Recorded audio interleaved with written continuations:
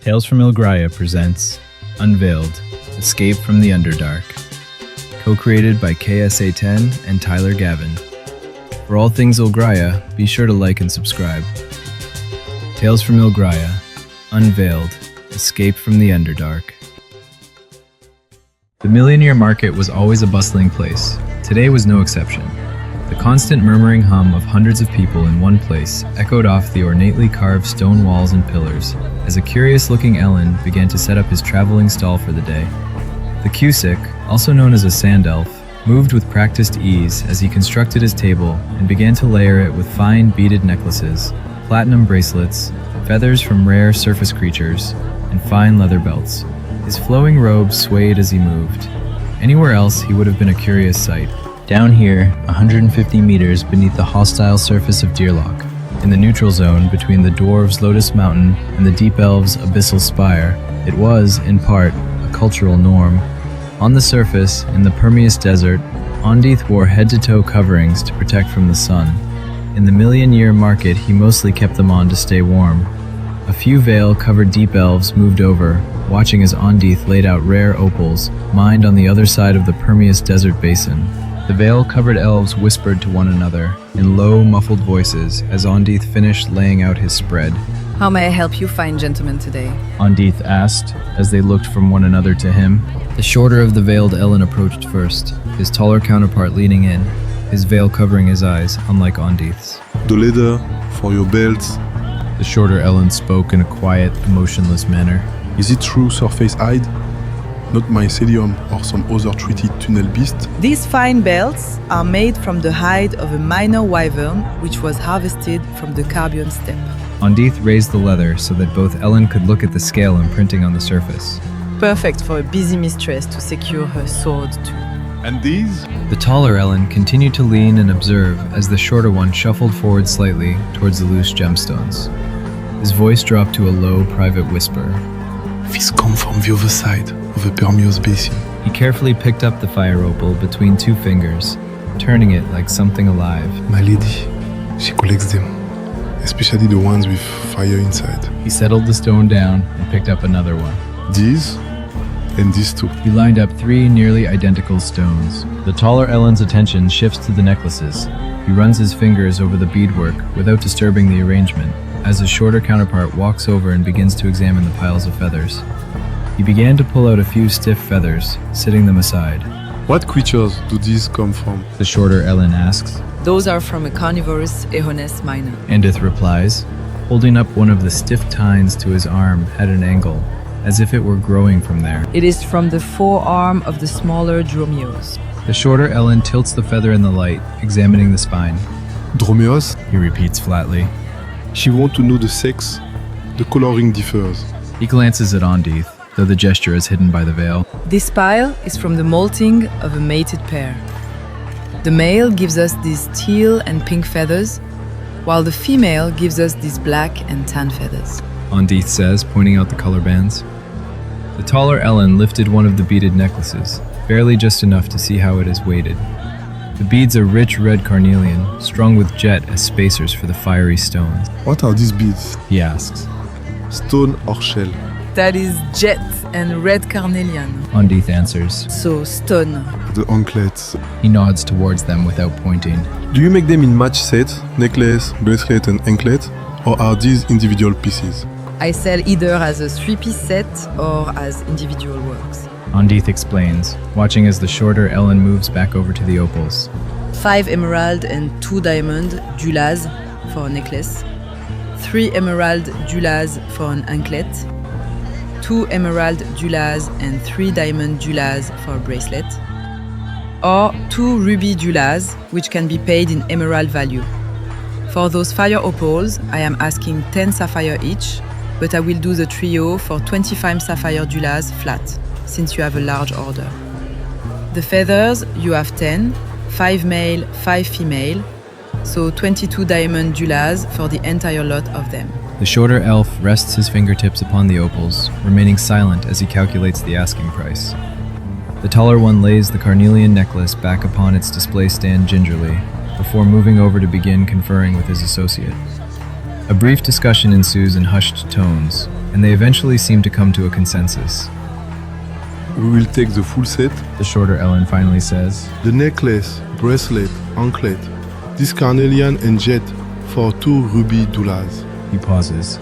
The 3 opals, 25 sapphire is fair. The feathers, we will take the full set for the 22 diamond ask. The taller Ellen begins to count out doulas, gem-encrusted coins. Each doulas coin had 5 single-carat stones smithed into it. The gems are what gave the coins their value. In Deerlock, diamonds could rain from the sky, so the diamond doulas had the lowest value. Things that took time to grow and weren't abundant within the Lotus Mountain had the highest values. Andith began to gently prepare the items for transportation. Would you please give me your name? The taller Ellen asks politely. If the quality of your work holds true, then Our Lady, we want to patronize you again. Of course, my name is Andith Drift-Dune. Andith introduces himself properly, beginning to count doulas. I am a Keusik merchant and artisan. I visit the Millionaire Market twice a rota. Once the coins and merchandise have been exchanged, the 2 Ellen went on their way. Much of Andith's day was spent like this, selling to veiled deep elf men, while the ladies which ran the city watched from the perimeter. In the lower level of the bazaar, where Andith's stall was, only a bearded dwarven male or a ghoulish Nosferatu dared show their faces. It is well known that if you are male and ever find yourself below the million-year market, that you are on the menu if your face is boldly uncovered. Andith's people were desert dwellers. They covered head to toe to protect from sand and sun. When the Keusik visited the deep, their traditional clothing tended to keep them safe. Andith's return to the upper level of the million-year market was rather unremarkable. He stopped at his favorite little tavern on the upper floor, treating himself to a meat pie, his favorite dwarven meal. Then he ambled up to the gangplank for the Platinum Hearth. The dwarven airship known as the Platinum Heart was a merchant-class dirigible. The fabric of the inflated structure was woven from diamond silk. It achieved lift by generating a negative ion field which allowed it to drift like a spider on the electromagnetic waves generated by the planet. Being a merchant, Andith entered through a different route than the civilians who would be traveling to the next port. Instead of using the grand entrance, which brought guests aboard through the dining hall on the 3rd deck, he used the cargo gangway and entered through the 5th and bottommost floor of the ship.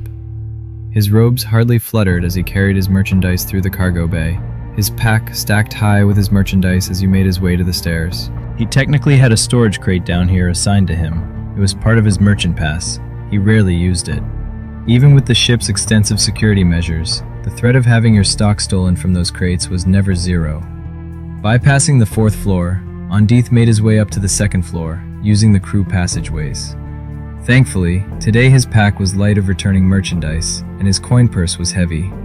The crew pass opened into a room with a door, which was outwardly marked 2B-2, staff only. Unless you had staff clearance, the door only opened one way. Andith swiftly moved across the hall at a diagonal, making his way to his cabin. He paused, fishing a heavy brass key out from within his robes. Unlocking the door, he stepped inside, pulling the door shut behind him. His eyes adjust to the cool low light of the cabin as he took off his pack and moved over to the spare bed. Andith's ticket allowed him to bring an apprentice or a mate and young child. Unlike many Keusik merchants, Andith had neither.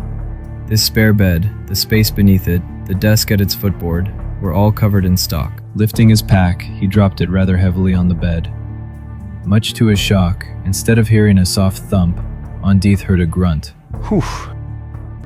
The day began for Otis as most did, like clockwork. He moved with a precision the elders might have mistaken for devotion. He woke early, tidying his cot and washing in the basin with the quiet efficiency of an Ellen who left no trace. To the weft of shadows, he was a holy vessel, an initiate marked from birth by the black of his sclera and the sharp red of his irises. The priest claimed the shadows had chosen him for the Queen's court, a status which kept him protected by making him off-limits to most. Today was the day Otis would seize his destiny. Shortly after the morning meal, he set out, not toward the chores expected of him, but toward a life far from this shadowy fell. Donning his veil, he knew there was no turning back as he slipped into the shadowy upper chamber and pilfered a bag of doulas from the collections room. The weight was immense, nearly unyielding for an Ellen of his stature, prompting him to hand it to his only accomplice, his own shadow. The entity beneath his feet was no mere silhouette. It was a nearly sentient presence with its own desires. As it detached from the floor to take the weight, the shadow acted as both a silent pack mule and a master of misdirection. could carry the same weight as Otis, allowing it to tuck the bag into the void where no guard would think to inspect. There was no returning from this, not that Otis wanted to. Thankfully, no one spared the veiled Ellen a second glance as he emerged from the Shadow Keep and began his trek down the spire's blackened streets. A pack of children collided with him in a frantic dash for their morning classes, their master's lectures echoing from the open academy doors to hurry them inside. Aside from this, his ascent from the dorms remained unremarkable. He used the silence of the morning to his advantage, ascending the web walks with a light, practical step. Up here, in the abyssal reaches of the spire, the world felt thin and quiet. He moved like a ghost, timing his movements to the heavy-lidded gazes of the guards. They were deep in the lethargy that precedes a shift change, far too tired to notice a shadow that moved with a mind of its own. Otis was born to a prominent lady and raised within her halls until his 13th Rodith year. The elders of the Weft of Shadows came to claim him. For 5 Rodiths since, he had lived under their care, submerged in the tenets and devotionals of the cathedral. In many ways, it wasn't a bad life. He was spared the whims of the ladies, received regular meals, and kept a warm bed. Many of his deep elf brethren would have envied his position. By his age, most males were already being introduced to their future wives, preparing to serve the households of their arranged marriages. Such a path usually required years of travel with the Hubal, the first husband, to learn a lady's specific preferences and rules. It was a life of deep conditioning, where a male was molded to maintain a domicile and master the trades of his wife's house. For Otis, his life had been a gilded cage. The comforts of the cathedral could not fix the longing in his heart. To find relief, he spent his nights as a ghost in the upper hall of the Million-Year Market, watching arena fights from the shadows of the ceiling. There, he committed the ultimate heresy. He mimicked the strikes and parries of the warriors below. In Deep Elf society, such strength was never meant for him. Men handled the crafts, the philosophy, and the home, while the ladies claimed the hunt and sword as their birthright. Otis played his part well, returning to his cot each night to rest as if he were nothing more than a dutiful initiate. But as time passed and the rota ticked by, that longing transformed into a deep, desperate hunger. The cage wasn't simply unbearable anymore, it was suffocating. He didn't want to just watch the fighting, he wanted control of his own destiny. Today, like most days, the Million-Year Market was a cacophony of commerce. Merchants from all over the surface were converged in the mix. Tabaxum and Keusik from the sun-scorched Permeous Desert, Dark and Sylvan Kin from the deep woods to the east, and a rare phoenix, an Ilbrahan prince by the looks of his robes. To this colorful tide of strangers, Otis was a ghost. He used the press of the rapidly growing crowd as cover, navigating the shifting shadows of the stalls with a practiced, silent step. They were all blind to him as he slipped toward the cargo ways. Eschewing the main stairs, he used the fluid grace of his people to scale the side of the gangplank, hands and bare feet finding effortless purchase of the smooth hull. He vanished into the darkness of the airship's belly, one step closer to leaving the gilded cage of the spire behind. Unfortunately, but not to his surprise, the airship's hold was not as empty as he'd hoped. A few ladies patrolled the lower deck, likely the ship's security detail while docked. To avoid them, Otis pressed into a narrow gap between the cargo crates and the hull. His slight frame allowed him to shimmy through spaces no armored guard could follow, ducking and weaving through a labyrinth of barrels and shelves as he neared the stairs. Finding a shadowed corner, he moved with urgent precision. He stripped away the fine silken veil and the robes which marked him as deep elf nobility, handing the discarded finery to his shadow to hide. In their place, he pulled on a pair of rough work pants and a gray linen shirt stolen from a crate. The coarse fabric was an abrasive shock against his skin, a physical reminder that he was no longer sacred stock. He continued to climb and shimmy over and through the cargo, but froze as a figure stepped into the main pathway. Nausea rose in his throat as recognition dawned on him. It was his elder sister, Olina, her eyes fixed on him, sweeping over his unveiled form. Her expression remained an unreadable mask, but her abyssal eyes drifted shut as she let out a long, slow breath. With a sharp, silent nod, she turned away. First round's on me! She called out to her associates, her voice steady. A successful shift deserves a celebration. I hear Herr von Hammer has a new bard, and he's supposed to be a looker.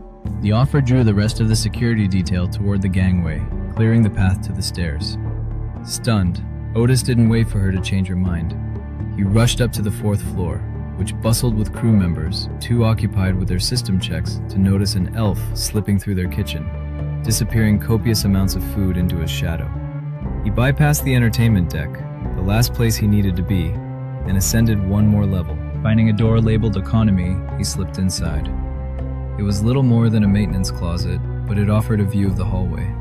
Seeing the coast was clear, he moved at a diagonal across the corridor and set to work on the lock of cabin 2B9. The mechanism clicked and Otis vanished inside. The interior of the cabin was thick with the heavy, sweet scent of incense. It was a cramped space, dominated by two single cots pushed hard against opposite walls, leaving only a narrow, claustrophobic path between them. While one bed remained clear, the other, along with its adjacent table and the floor surrounding it, was buried under an avalanche of trinkets, bolts of fabric, small weapons, and precious stones. It was the lair of a merchant, or perhaps a hoarder. On the table nearest the cleared bed, a jeweler's kit lay open. Someone had been meticulously crafting necklaces and bracelets from jet and amethyst, leaving the unfinished project scattered across the surface. With no other place to hide in the small cabin, Otis climbed onto the overflowing bed. He buried himself deep beneath a bundle of raw leather, the pungent, earthy scent of the hides masking his own. Settling into the chaotic nest, he gave a silent order to his shadow. It detached from his form, spilling like ink into the cracks and crevices to seep beneath the bed. With his sentinel in place, Otis closed his eyes and allowed his mind to slip into the familiar rhythm of meditation. Otis grunted as he was startled from his meditative state, not by an alert from his shadow, but by the weight of something heavy inadvertently being dropped on his chest. Hello? Andith asked. He lifted the pack, staring down at the bed with a growing look of confusion. You were supposed to warn me of any threats. Otis silently scolded his shadow. I only warn of threats if there is one. His shadow projected back, causing Otis to scowl beneath the fabrics covering his face. Otis let out a small sound of surprise as the merchant began stripping the cargo away. Andith worked quickly, clearing the heavy stacks of leather from his unexpected stowaway. As he uncovered the stark white Ellen and the spill of silvery white waist-length hair, the Keusik let out a sharp gasp. My stars. Andith froze, finally pulling a ream of silk away to fully reveal Otis's face. A brother of the dib. Both Ellen went still, regarding one another with wide eyes. Otis, fighting to keep his panic from surfacing, gave a slow, tentative nod. A silent understanding passed between them as Andith glanced toward the door, then moved quickly to double-check the lock. The Keusik had heard the whispers of how oppressive life in the Spire could be. In his travels, he had encountered several Umbra in the deep woods. The males of that group carried horror stories of visiting distant relatives in the Spire and the crushing weight of its caste system. They said many Umbra males were, in truth, escaped deep elves. Sit and get comfortable, please. Andith spoke softly, gesturing to the cot as his guests began to rise. My name is Andith. Would you care for some water, friend? Otis didn't respond immediately. He moved to the edge of the cot, his bare feet touching the floor. He could feel his shadow beneath him, cold and ready for the slightest sign of a threat. He watched his host through a curtain of silvery hair, his abyssal eyes scanning for any sign that the Elon might bolt for the door and call the guard. Andith unslung the water skin from his hip and uncorked it, taking a deliberate sip to show it was safe. He offered it once more, giving a small smile when the Ellen's hand finally reached out. The hand hesitated halfway there, and Andith closed the distance, pressing the skin into his palm. Otis gave the merchant a wary look, bringing the skin to his nose. He sniffed the contents. It smelled only of water, so he cautiously took a sip. Finding it pure, he swallowed a mouthful, then recorked the skin and handed it back. You got a name? Stranger? Andith asked, reaching over to lay the water skin on the empty bed. Olin, Otis lied, unsure if Andith could be trusted with his identity. Right. Olin. Andith tested the name before giving a friendly smile. It is nice to meet you. I must admit, I don't think I have ever met a male deep one who was unveiled. I'd expect not. Otis spoke in a flat, emotionless voice. Being unveiled in the lower reaches is not wise. I've heard stories, Andith said grimly. so I won't press for details. He relaxed back, his gaze steady on Otis. But I do need to know, how do you plan to move about the ship, let alone get out of here looking like that? Otis knew what he meant. His eyes were far too distinctive, even amongst other deep elves. They were unique. By the time this airship lifted off, the news of his disappearance would have spread. His veil was a dead giveaway. The quality of the silk alone would scream of his status to any guard, dwarf and lady alike. If you will permit, Andith said, standing and walking over to a stack of fabric. I can dress you like one of my people. What about my eyes? Otis asked. What about them? Andith countered. He went to his armoire and pulled out an extra set of merchant's robes he had been carrying. They will give me away. Otis said plainly, watching as Andith walked back and held out the white and brown robes. Not if you glamour them. Andith replied, as Otis took the fabric and began to pull the robes on over his stolen maintenance uniform. I don't know how to glamour them. Otis admitted sheepishly. Andith blinked, tilting his head as he considered this new information. On the surface, you learned to glamour young. It was a survival mechanism in a world where everything, including the plant life, was trying to kill you. Oh, well, I suppose I will have to teach you. Andith said, beginning to braid Otis's hair so it could be pinned in place. You would teach me? It would be a shame for you to make it to the surface and get eaten because you have been handicapped from such a basic life skill. Eaten? Yes. Andith affirmed, moving over to sit on the empty bed. Even the plants will try and take a bite out of you if you're not careful. How do I begin? To glamour? Andith asks, and the deep elf nods. Well, sit like you are going to meditate and concentrate on your eyes. You must see them not as they are, but as you wish them to be.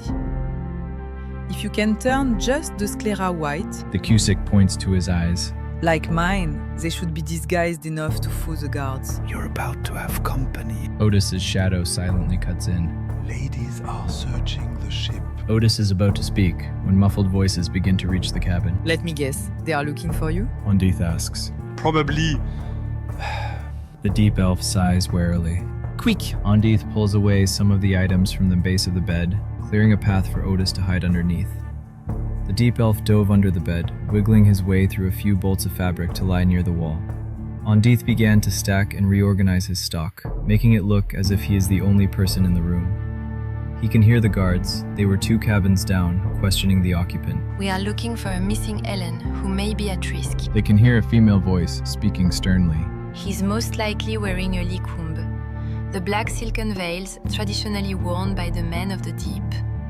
If not, look for his eyes.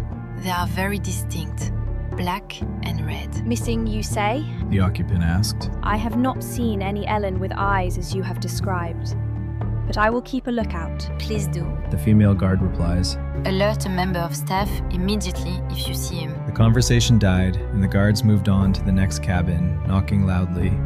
Whoever rented it was not home yet. The guards knock again and begin to talk amongst each other in low, hushed voices, but seem to give up on that cabin. Andith was already moving towards his door when their footsteps reached it. He still lets them sit for a few seconds before he unlocked the door and cracked it. Good evening. Andith says, leaning his weight against the door. How might I help you? There is a group of 5 deep elf women and a single dwarf who also appeared to be female. They're all scarred, dressed in armor, and carrying swords at their hips. They are tall, all but the dwarf are taller than Andith at any rate, and the Elith more thickly built than their male counterparts. They would positively dwarf Otis in a side-by-side comparison. Yes, sorry to disturb you. The centralmost Elith spoke in a low, alto voice, almost deeper than Andith's own. She was a good bit taller than him. Her eyes were black, abyssal pits with no discernible irises. We are looking for a missing Ellen who may be at risk. Those unnerving eyes locked with Andith's. You wouldn't mind opening the door enough for the ladies to take a peek, would you, lad? The dwarf spoke in a rough voice. It was a command disguised as a request. Unless Andith were accused of a crime, they could not demand he open the cabin, let alone search it. Still, so as not to rouse suspicion, he decided to humor them. Andith stepped back, opening the door all the way to reveal his cabin. Knock yourself out, but as you can see, I don't have space for a guest, let alone a stowaway. Making space for Otis to hide under the bed had displaced enough items to make the clutter spill toward the unoccupied cot. It looked exactly as if the merchant had been interrupted in the middle of tallying his stock. I see. The lead Elith spoke again as her eyes took in the stacks of merchandise. Well, if you happen to see him. I will alert the staff. Andith assured the guards, beginning to close the door. Yes, please see that you do. The guard called as the Keusik closed the door and locked it. Andith stood with his back pressed against the door for a long moment, his chest heaving as he listened to the heavy, rhythmic thud of armored boots fading as they moved to the next cabin. He let out a heavy breath as they began to knock on the door and started their spiel again. His heart stayed lodged in his throat as he listened to the guards visit the remaining 3 cabins in economy. It was only once he heard the group heading up the stairs toward first class that the Keusik began moving items and making space for his guest to crawl out from under the bed. His hands shook with fading adrenaline as he moved bolts of fabric out of the way. Pauline, you can come out now. Andith whispered, his voice barely audible over the hum of the ship's engines. I think we may be getting ready to lift off. He whispered once more, shifting a chunk of obsidian aside. Underneath the bed, the shadow skittered back toward Otis, silently confirming the merchant's words. The deep elf began to worm his way out from under the bed, heading bolts of fabric and dust as he emerged. His face was even paler than before, his unusual eyes wide with the lingering adrenaline of the near miss. The floor rattled as a horn sounded, and outside a final boarding call blasted through the million-year market. This is a friendly reminder that the Platinum Hearth will be departing for the treetop city of Drivathan in 30 minutes. Please have your boarding pass ready. Otis finally extracted himself from under the bed enough to sit up, and Andith walked over to look down at him seriously. 3 Daya. The Keusik spoke in a low, grave tone. You have 3 Daya to learn to glamour those eyes, or you might as well hand yourself over to the guards when we reach Drivathan. Otis looked at his trembling hands and blinked. 3 Daya sounded like an eternity, yet as he caught his reflection in a polished silver tray on the merchant's desk, the red and black of his gaze felt like a neon sign he didn't know how to turn off. Explain it to me again. Otis said, his voice steadying as he added a polite, Please. Andith tilted his head thoughtfully, then reached out, pulling the tray from his desk. Here, He handed the tray to Otis. look at yourself. In the eye. The Keusik gently instructed. Imagine the black outer portion of your eyes turning white, like mine. He pointed to his own eyes, watching as Otis's gaze flicked first to his, then to his own reflection. As the deep elf sat on the floor staring at his reflection, Andith began to move stock off of the second bed. Some of it he moved under his own bed, the rest he organized into stacks on the floor at the foot of both cots. Eventually, the cot resembled something that could actually be slept in. You might as well get comfortable while you practice. Andith spoke, motioning to the bed. You must hold in your mind how you want to look, not how you do. Like playing dress-up in your head. Andith offered his taller companion a hand up. Otis tucked the silvery tray under his arm and grasped the merchant's hand, allowing himself to be assisted to his feet. With the guards having given the entire ship a description of his eyes, he couldn't leave the cabin without sneaking until he could glamour them. The young deep elf settled back upon the bed, placing a pillow into the small of his back. He rested against the wall and dutifully returned to staring at his reflection. Andith turned his attention to the unfinished anklet on his desk. It was a special order for a giant who lived in the mountains near the coast. The town of Gunnerberg was 2 stops away. As it were, Andith was going to have to utilize his void cinch to pack away all of his stock and transfer his ticket to another ship. He couldn't in good conscience leave Otis, especially not until he had learned enough glamour to survive the surface. He didn't know what his young companion was running from, nor did he care. He would see him to the surface as safely as he could. Hours stretched on as the Platinum Hearth floated through the westward tunnel toward the surface exit of the Lotus Mountain. The first hour of their journey was spent ascending in a spiral, waiting for clearance to enter the tunnel. Andith suspected they had delayed the clearance in an attempt to find Otis before the ship left the Million-Year Market and put the young Ellen beyond the main reach of the ladies. They had almost cleared the tunnels, which meant they would soon be given the all-clear to move about the ship at their leisure. Otis sat silently, staring at his reflection in the tray. He dutifully tried to hold the image of how he wanted his eyes to look in his head, but every time he caught sight of himself in the reflective surface, the image in his mind would falter. He was concentrating so hard that his eyes ached, and his head began to hurt. Andith had finished the anklet and was beginning to construct a bracelet with matching pendant earrings to complete the set for Gunhilda, the giantess. He had picked up a pair of teardrop-cut amethysts while in the Million-Year Market, trading some belts and the bladder of a kelpie for them. He had a pair of pliers in his left hand and was working jet beads onto a copper wire for the bracelet. His golden eyes flicked to his silent guest.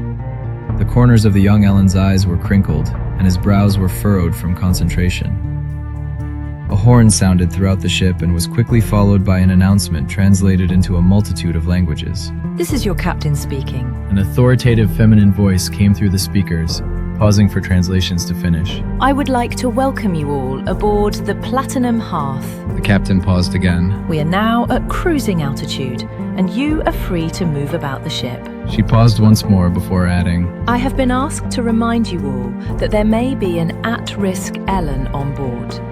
If you see anyone wearing a hikum or an Elon with black and red eyes, please inform a member of staff. The captain's announcement finished, and a frown found Andith's face as he glanced over at the guest cot. It was going to be very difficult for Otis to so much as visit the restroom 2 doors down. The young Elon looked like he had just swallowed a prickleberry with the skin on. Are you hungry, Ole? Andith asked, standing. Otis looked up, his concentration diverting from the mirror as he stopped himself from disclosing information about food his shadow was hiding. I could eat. Thought as much. Andith moved toward the door. I am going to the galley. Lock it behind me. If there are any knocks, do not open it. I have a key. I will let myself back in. The Keusik opened the door just enough to slip into the hall. He paused, listening for the lock to click. Once it did, he set out toward the staff stairway. Using his merchant badge, he swiped past the electronic lock and entered the stairwell.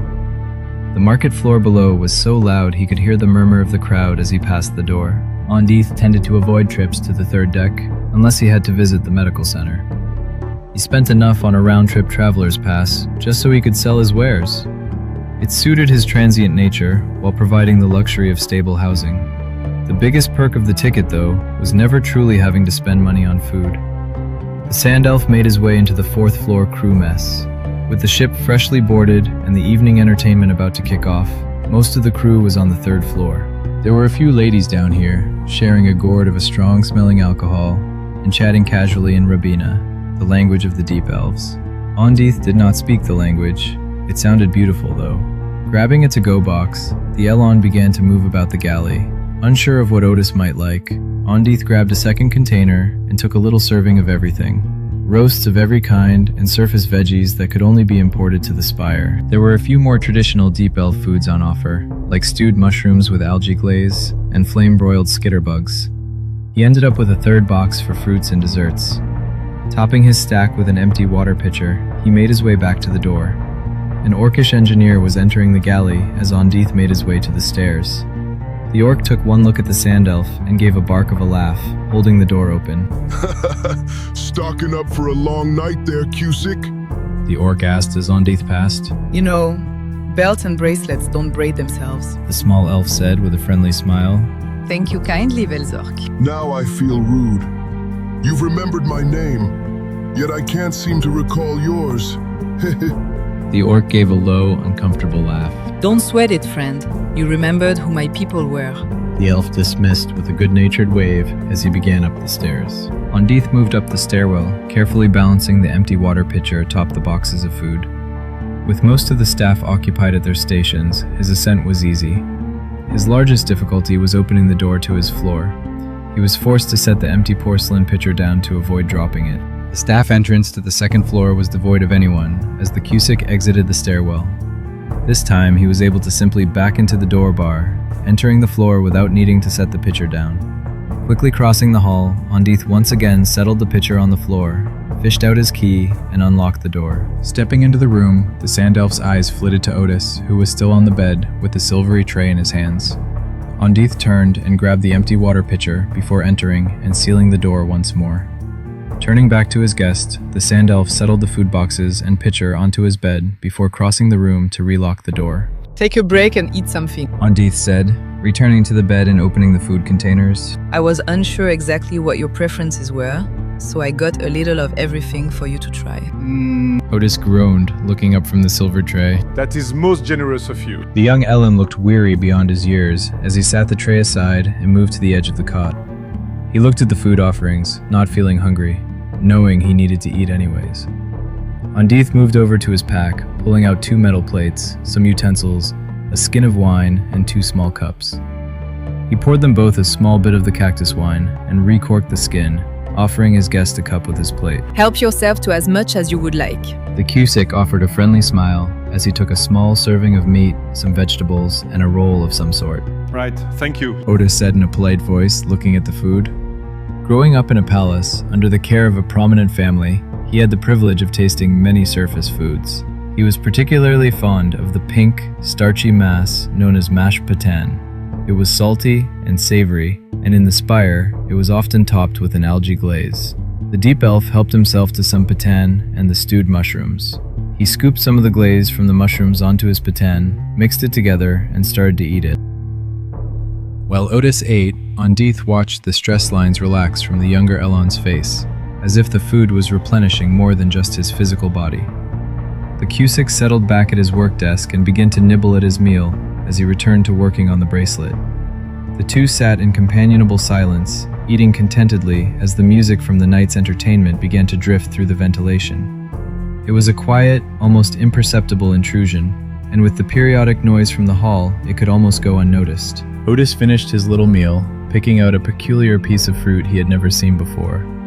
The berry was orange and sweet, with a bright citrus kick, which made the elf's eyes widen appreciatively.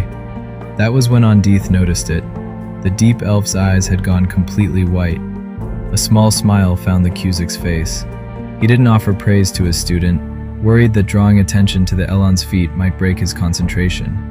Instead, he watched and waited for the young Elon to catch sight of his own reflection in the silver tray. He could tell the moment had happened by the way the deep one froze and his breath hitched in surprise. Wow! Otis gasped, and the moment he spoke, his eyes dropped back to their usual black and red. A look of frustration found the young Elon's face, and Andith sighed empathetically. Just as he suspected, drawing attention to it had broken the concentration. It's a good start, friend.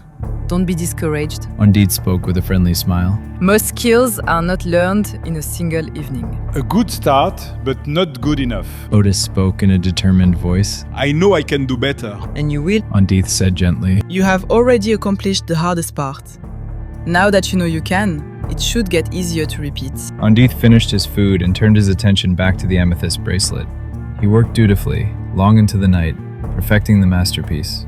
Otis, for his part, settled back against the bed and returned to staring at his own reflection, trying to replicate his previous success. You should get some rest while you can, friend. Your eyes will still be there come the morning. Andith said, fixing the crab claw closure to the end of the chain. What if I need to use the restroom? Otis asked, looking toward the door. Well, Andith said, turning away from his work table. He stood across the room, picking up the empty pitcher by his bed. You could try to glamour your eyes, but that may be exhausting for you at first. You can use this pitcher, and I can take it to the bathroom to be emptied when I myself need to go. Or you could sneak down yourself. That is also where the showering facilities are. Showering facilities? Otis asked, looking down at his dusty merchant's robes. He had showered last night, a part of his evening ritual after he returned to the Spire from watching the arena in the Million-Year Market. There was a part of him that craved the cleanliness, but it warred with his more practical nature. If you wanted to go clean up, I would suggest that we go while most of the ship is downstairs, blowing their doulas on booze and enjoying the evening's entertainment. Andith closed the food containers, sitting them on a little stand by the door. Or that we set an early alarm and you sneak down before the majority of the ship wakes. Otis sat quietly, considering his host's suggestion. It truly had been a long day, the kind that leaves you bone-tired. He wasn't out of danger. The risk of being discovered wasn't worth it. He had already come so far. A few hours of rest would probably help him tremendously. Let's set an early alarm, Otis said, finally reaching a decision. Right then, Andith said, moving over to the alarm on the stand. It is already 23:19. I shall set this for 5 a.m. The Keusik set the alarm and turned off the remaining lights in the cabin. Moving over to the unoccupied cot, he removed his turban to reveal that his head is neatly shaved. Setting the silken head wrappings aside, he shrugged out of his heavy overrobe and hung it from the corner of the nearby wardrobe. Under the robes, he was wearing a simple white linen tunic and soft brown leggings. Due to the coolness of the metal flooring, Andith opted to keep his feet wrappings on. Otis decided to keep his newly acquired merchant's robes on as he began to drift off. The noises of the ship acting as a lullaby, the music from the vents mixed with the faint murmuring from the hull, as the deep elf shadow moved to post a vigil under the crack of the door. With his tireless companion on guard, the young Ellen drifted off to sleep. Tales from Ilgraya Unveiled is co-created by Aten and Tyler Gavin. This is a work of fiction. No part may be used without owner consent outside of critical review. For all things Ilgraya, remember to like and subscribe. Please feel free to drop a comment and encourage the team. Part 2, Drive-Aten, coming soon.